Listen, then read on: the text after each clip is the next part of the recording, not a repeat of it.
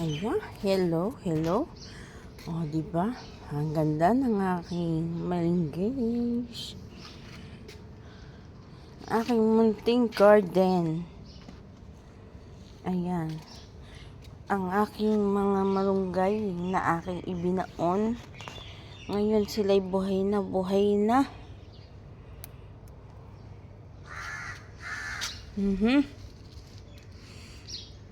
Sana. Ang bawang. Ito yung aking halaman. Ang halaman ko na blue tarnate. Ayan, tumutubo na. Yan po ang blue tarnate. Blue tarnate, nagamot sa lahat ng sakit.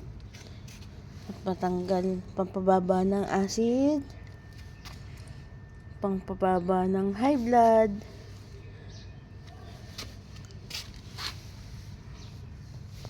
Ayan, natunaw na yung isa. Oh, wala na. Dead na siya.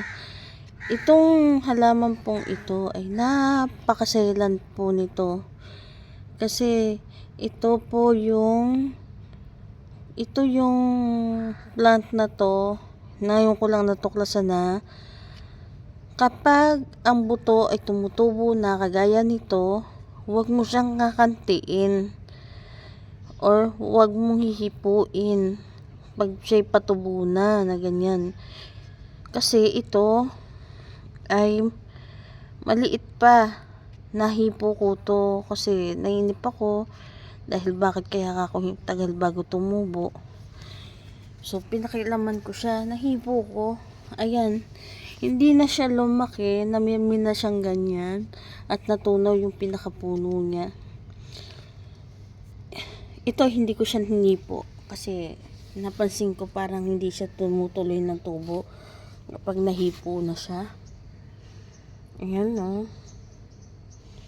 Oh, at ito pa yung isa kong malunggay. Inalagaan ko talaga sila kasi actually itong malunggay na to nung dumating ako rito, naghihingalo yan. Kasi ito ay itinanim lang basta-basta, binudbud lang basta-basta yung buto. Ngayon, hindi na inalalang kung paano ibaon o itanim ng partikular para siya ay gumanda. So, yun ang ginawa ko. So, di ba ang ganda na niya?